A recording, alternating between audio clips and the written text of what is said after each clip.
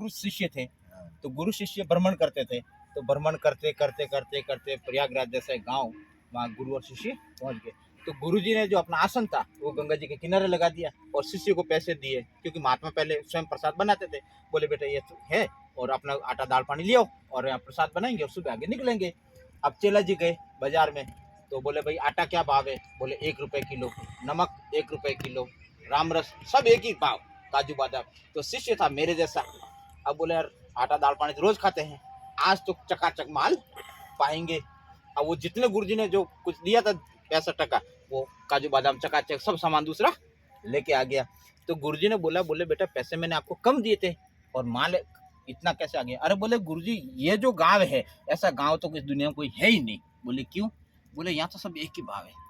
तो गुरुजी बोले बेटा ये गांव अपने काम का नहीं है। सुबह हुए, बोले चलो।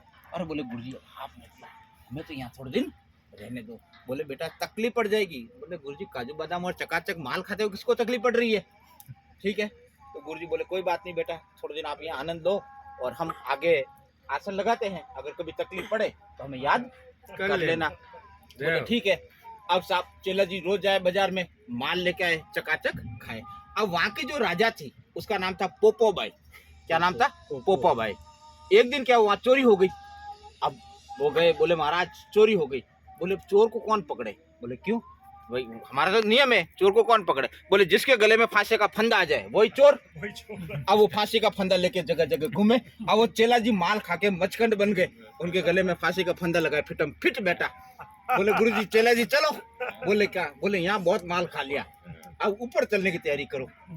अब बोले यार हमारा कोई अपराध? बोले ये अपराध नहीं होता गुरुजी, यहाँ जिसके गले में फांसी का फंदा आता है वो चोर है, और फांसी का फंदा आपके गले में आ गया। अब सब ले गए, अब ले गए, और अब उसको गुरुजी की याद आई। उसने गुरुजी से प्रार्थना की, अब को जन्म सुधारो गुरुजी, हे गुरुदेव कृपा करो।